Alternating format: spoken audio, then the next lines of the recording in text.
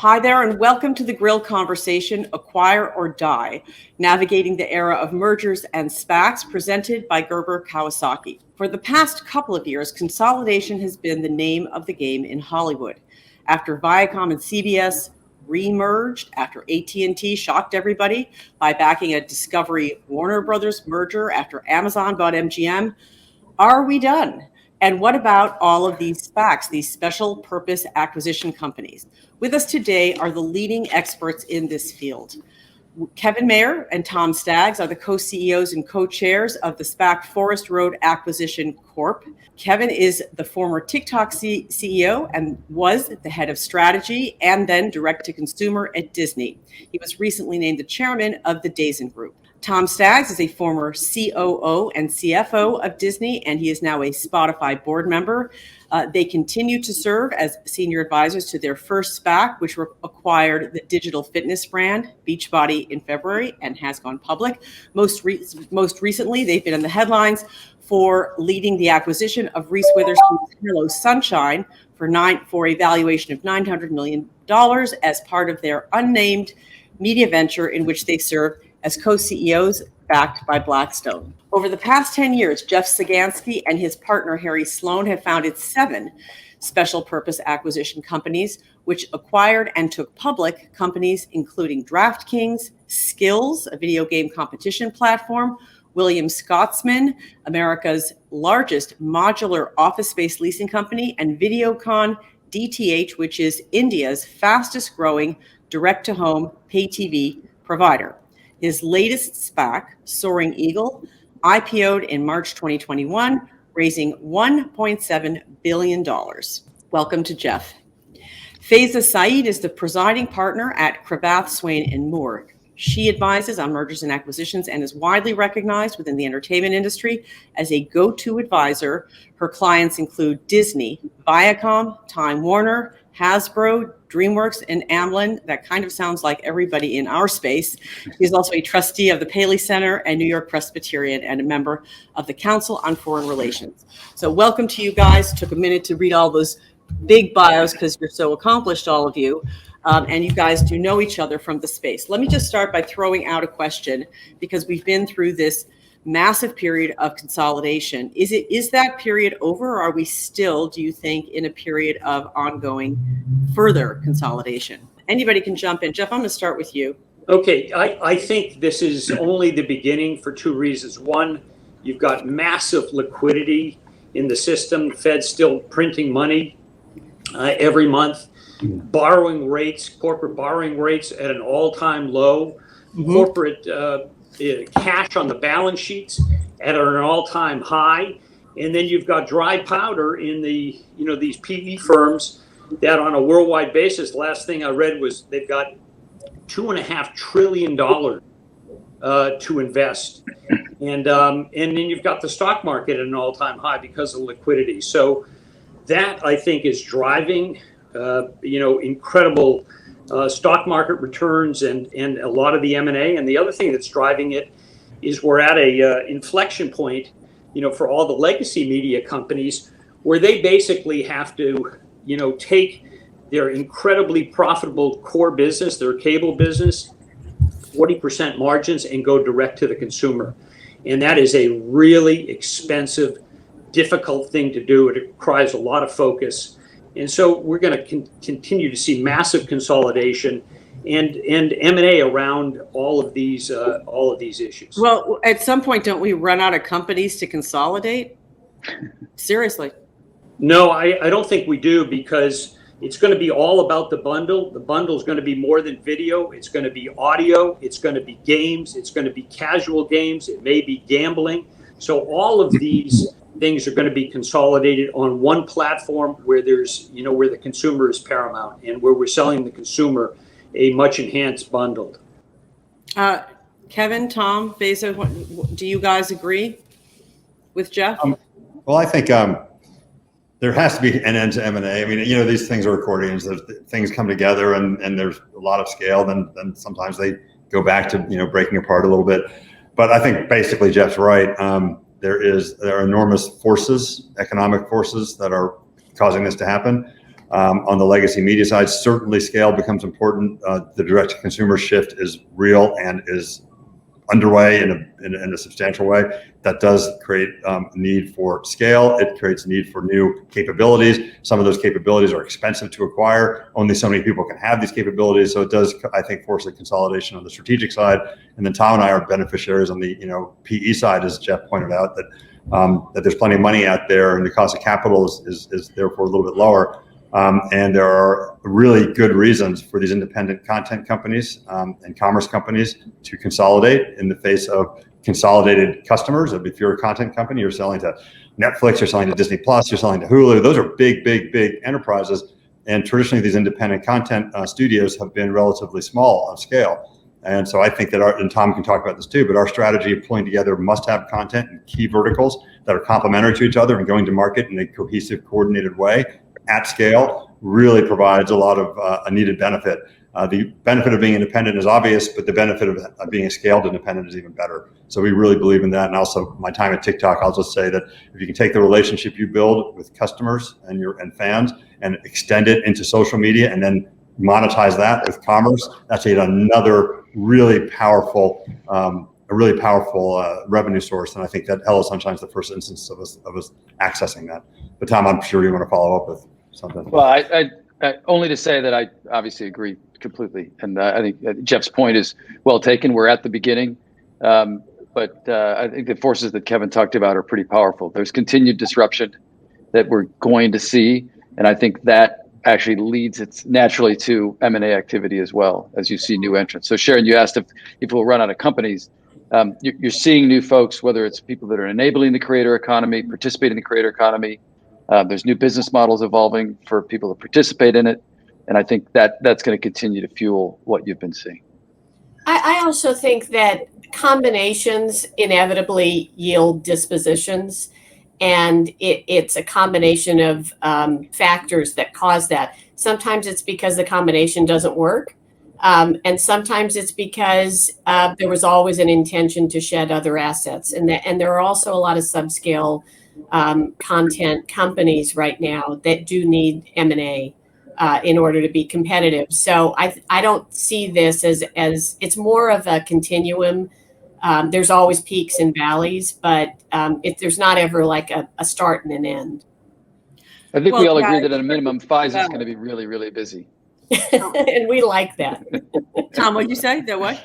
I said at a minimum, we know Pfizer is going to be really, really busy. Pfizer's going to be really busy. Well, she's still working with all of these companies. Well, I keep hearing people say things like Viacom CBS has to merge. Sony's definitely going to go. I've heard about Sony, Lionsgate. I mean, whatever independent. That's not considered. Lionsgate certainly is an independent company, but Sony's, of course, part of a huge conglomerate. I'd like to get your take. Jeff, do you think Viacom CBS has to merge with somebody? I think they will. Whether they have to, I mean, look, I think one of the big issues, Sharon, is that it is completely unclear what the steady state streaming margin is. We're coming off of a legacy media business where we knew the margins were 40+%, for cable, which was the cable networks, which was the center of this. We have no idea what the steady state streaming margins are. It's certainly not 40%. It may be in the 15 or 20%. Right now, it's unknowable because the marketing spend and the program spend it's a knife fight. Well, hang on a second. Let's pause there 1 second. So you've got Netflix has been underwater on spending, on investing for a decade. Kevin, you ought to know whether Disney was maybe underwater is the wrong way to put it, but go ahead. Yeah, no, I think you're right. I mean, they've deficit spent for a long time on Netflix to get to where they are. There is a turning point. There is a point at which there's an inflection, and you go from money losing to money making. And by the way, once that spigot gets a little bit titrated, you can make a lot of money. I think there's a huge amount of cash flow that's going to be generated by Netflix in the steady state and by Disney Plus in the steady state, depending on how many subscribers they can get. Jeff's right to point out we don't have any empirical evidence yet as to what the actual margins will ultimately be. I don't think they're going to be cable-like margins, by the way. That ended up being a pretty unsustainable ecosystem. Those margins were pretty high, maybe some cable networks over-earned for a long period of time, and I think that is coming home to roost now in terms of that bundle becoming. I mean, that was funded. Those margins were funded by enormous payments from pay TV operators to cable networks, which of course flows through to consumers. They have to make money too. Right. So that is what that spelled the end of that bundle ultimately, I think. But consumers, it depends on the service. If you're going to be scaled, if you're going to have 300 million global subscribers like a Netflix has, I don't know how that doesn't engender some pretty substantial margins and cash flow at the end of the day. I think they did become cash positive in the pandemic because their production ended, and this is kind of a glimpse of what's to come. Production was eclipsed, and they had a growth in subscribers. They had a massive amount of cash flow for a brief instant there. I don't know the answer as to where it's going to end up, but of course Disney wouldn't have turned the company upside down and completely without a belief that the margins will be substantial. And we did a comparison. Sorry, go ahead. But when a company like AT&T, one of the top 50 companies in the entire world, when they don't have the focus and they don't have the cash to compete, and they have to offload Time Warner, to Discovery, that tells you a lot. It takes so much focus, so much cash to compete that there's only going to be a couple players that are going to be able to do it on a global scale. Yeah, it depends on how you define success, but AT&T was highly levered. I don't remember their peak debt load, but it was unbelievably high. 170 billion, yeah. Yeah. So that's kind of hard to, they didn't have money because they were. I am going to come back and keep pushing on the Viacom question, but Faiza, go ahead. Well, I was just going to say, I think, you have to remember that the key thing about successful M&A is that there's a culture component, a business logic component, and then just a vision and execution component. And the ones that work get all three right. And so I think when you look at this media wave, and there are those deals that have worked, Disney Fox has worked phenomenally well. Viacom CBS, there's no question they're better together. Going back a few years, DreamWorks Animation, Comcast, that worked. AT&T Time Warner didn't work, but I don't think it didn't work purely just on not having the money to fund the production. I think there's the culture component and what it takes to run a creative ecosystem is hard. And the beauty of a Disney is that they have the creative DNA. They've been doing it for generations, but they also understand what it is to be in a relationship with their consumer because of the theme parks business. And you would think that distributors understand that, how to be in a relationship with the customer, but you need both pieces. And it's not as easy as it looks. It looks good on paper, but it doesn't always translate. Well, that is for sure. And there's a lot of human cost to that never gets discussed at high-level business banking conferences, but there are real people who lose jobs and get whipsawed when you have something like AT&T buying Warner and then turning around and offloading it two years later. There's quite a lot of human cost, and we see that as a news organization. I want to think about that. So all right, let's go back, because I think we're talking about what are other companies. If you think that Viacom, CBS, Jeff, or anyone on the panel. Sure. I think that there are going to be buyers and sellers. We know who the buyers and builders are going to be. They're definitely going to be Apple, Amazon, and Netflix. Mm-hmm. Google could do it. And Netflix? Do you think Netflix would buy a studio? Well, they just bought the Ronald, the Dahl library. The Roald, because that's buying content. That's different. No, but there's no big difference. It's buying IP, that they're gonna use multiple times. Okay. But I think you've got, those three. Google, they certainly have the scale to do it. They've got a $20 billion business in YouTube, but they certainly haven't shown the appetite to do it. And then there are the second tier of players. Spotify. We know. Spotify's got a fantastic audio business and a music business. Mm-hmm. We know that they're looking to play in the video business. Is it going to be better to build or to buy? And my guess is that they're going to end up being a buyer. And then you've got, Activision, one of the huge gaming companies. They're already playing in the casual space. They're playing in the esports space. They're $60 billion market cap business. My guess is that they're going to play. As they're going to continue to consolidate and add more services onto their platform. Mm-hmm. So then it comes down to who are the sellers. And I think the sellers are all people that aren't going to have the cash and the focus and are sort of playing, they're playing catch up. One is Lionsgate. They've done a great job with stars. They're never going to have the balance sheet to compete long term on a global basis. EA, $37 billion business. But again, I think they're going to be, that's bite size for some of these guys. Sony Pictures, their parent corporation, one of the biggest companies in the world. But, in the world of streaming, they're going to get disintermediated in a bundled streaming world. Take-Two, one of the smallest of the console businesses. And then there are question marks, in terms of two big question marks. Discovery, Time Warner, they're going to have $60 billion on their balance sheet when the consolidation's done. Are they going to be one of the survivors? Or are they going to be one of the sellers? The same with Comcast, and Universal. And they've had a slow start. My feeling is that, eventually they're going to be sellers. Comcast and Universal are eventually sellers. Not and Comcast, Universal. I mean, NBC Universal is sold, and so is Discovery Time Warner. Other panelists, you agree, disagree? Tom has thrown the eyebrows at you, Jeff.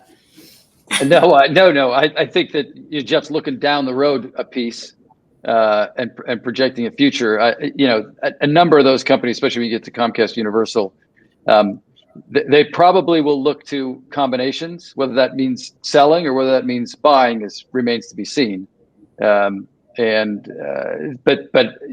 I think it points back to your initial question, which is, do we think there's going to continue to be a lot of activity? Clearly, the consensus is, there's going to be a lot more. Okay, so now let's turn to these SPACs. Kevin and Tom, you guys have been making a lot of noise with your.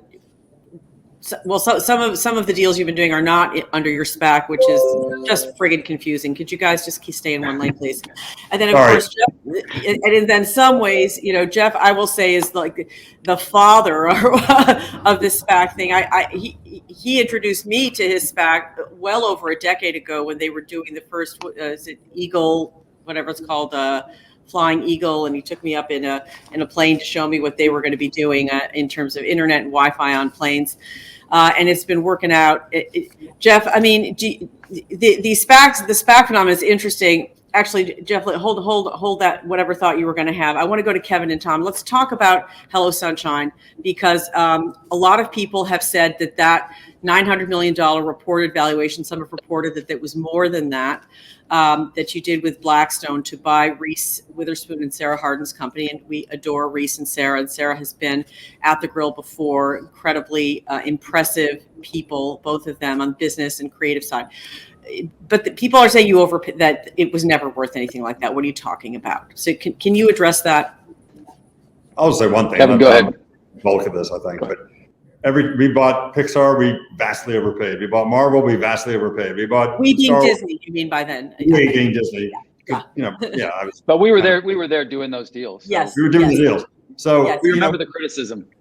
I just put a pin in all that criticism, I would argue. We wouldn't do a deal unless we thought it was fairly priced and fairly valued. And you only overpay if you pay more than something's worth under your ownership, and you pay more than you had to pay to get it. And I think neither of those indices were met in this instance. And we're not going to talk about what the price was, but it's not always reported fully accurately. I'll just say that. And we love the asset. Is that inaccurate? You don't have to confirm exactly, but are I'd rather not, Sharon, talk about it. But what I would say is that we love the team. We love the strategy. It fits in the viewpoint that we have of what we want to participate in as a company and as a team, Tom and I, to a T. When we first had our meeting with them, what they wanted to do, what we wanted to do were like overlapped 100%.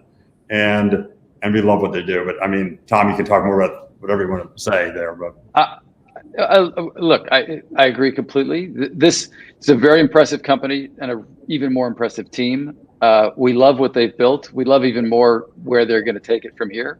And I think those that think we overpaid are actually underestimating what they've built and what they're going to do from here. And we believe in them, and we believe in where it's going to go.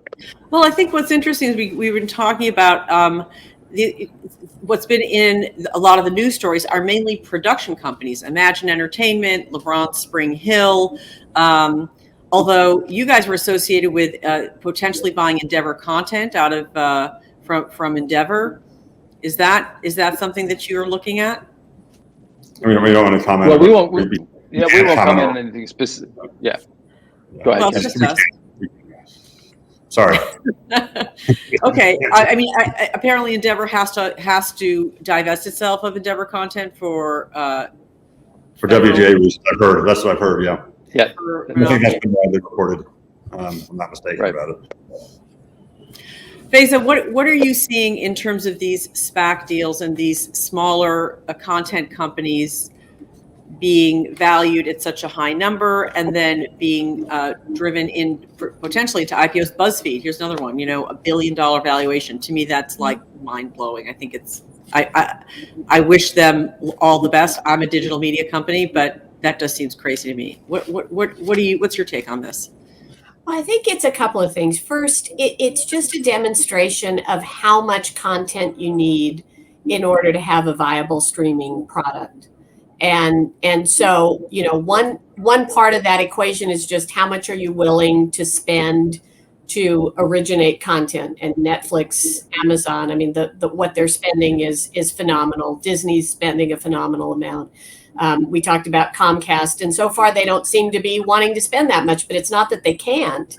It's just that, you can't spend $1 billion or $2 billion on Peacock and expect it to be competitive with Disney Plus. It just won't happen. Right. So I think a lot of players are really looking for what are these little pieces of content that I can string together and have a viable service. And that's why it's a great time to be a content producer. And it's a great market to sell into. And I agree with Kevin. Something is worth what somebody can do with it in their hands. And that at the end of the day, it's very hard to try to value these things on forward EBITDA multiples or something like that. You just don't know. But if you can string together a viable service by putting a bunch of these things together, and some of it is niche and some of it is targeted to a particular customer, but that's what people are trying to do. And Hello Sunshine, hang on a second. Hello Sunshine wasn't sold to a streamer. Maybe I would understand that. It was sold to Blackstone and to Tom and Kevin. And of course, Reese's principal. Is the idea then that you guys are then going to sell it in a few years to a streamer? Is that what we would? Well, sure. One of the dynamics that we've alluded to throughout this conversation is that there's going to continue to be intense competition amongst the folks who are streaming content.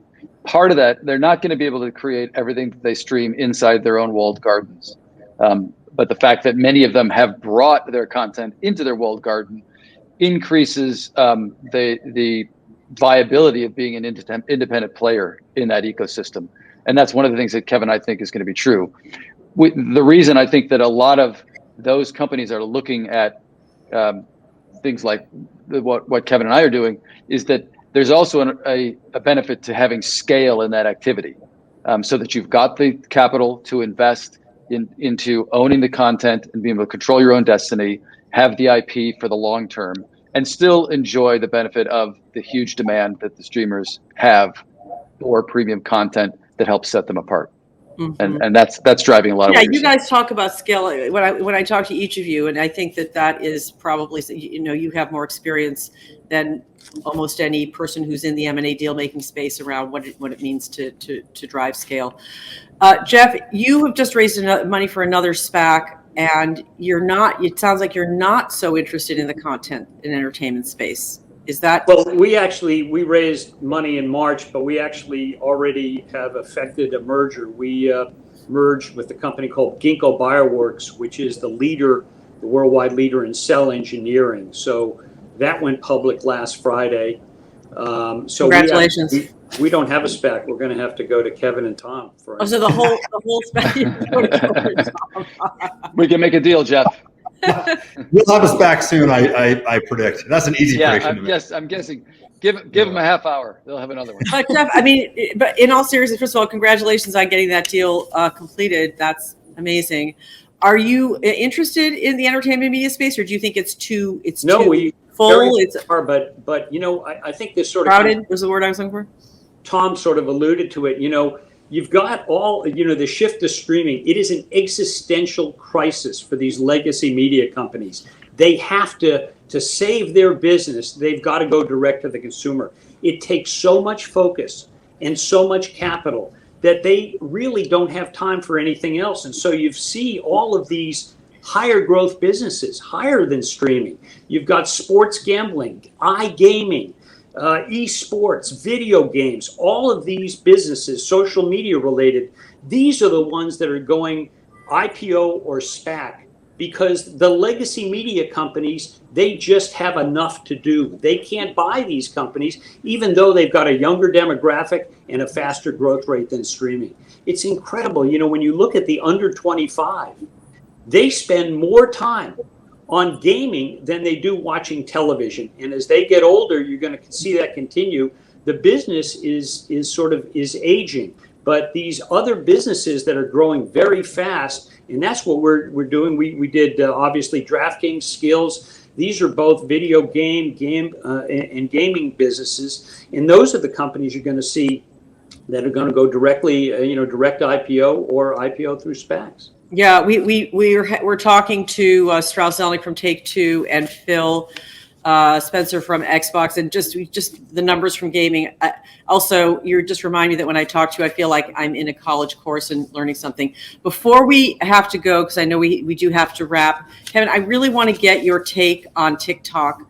That company, I know you were so excited about it in the period of time that you were running it, even though it was brief. And it is one of the few new social media companies to explode onto, to get to scale, to go back to your point. And of course, ran into problems with Trump and China and this and that. What do you think is going to happen to TikTok? People are still using it at scale. Yeah, it's an amazing, and we've talked about this, Sharon, before. It's an amazing product. It leverages artificial intelligence technology, which is extremely far advanced. And it's the engineering core in China has done an amazing job with it. The business leaders in China have done an amazing job. They're great people. I enjoyed working with them quite a bit. The founder, Yiming, great guy and a great team. And it did run into this buzzsaw of geopolitical issues, which I don't know that it's, Trump had a certain way of dealing with things, which were, hyperbolic. I think that probably is over with. But if you look at what's happening in China and the degree to which the Chinese government itself is clamping down on youth using mobile devices for gaming, for social media, for social interactions, they want that to end, it seems like. And they put in a time frame. And if you're under 13 or 18, I forget the age limit, you can only spend 3 hours a week on mobile games. That's now a law in China, and that is wow.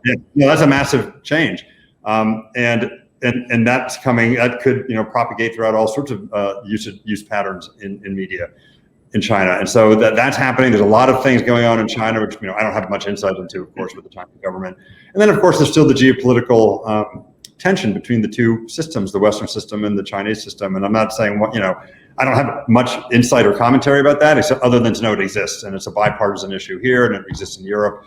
So I don't know what's going to happen. It's kind of too bad if something does happen, because it's such a great product. I use it a lot. I'm imagining it is now becoming used by a broader array of demographics. He's pretty young, but now it's expanding. Mm-hmm. It's a great product. It's great.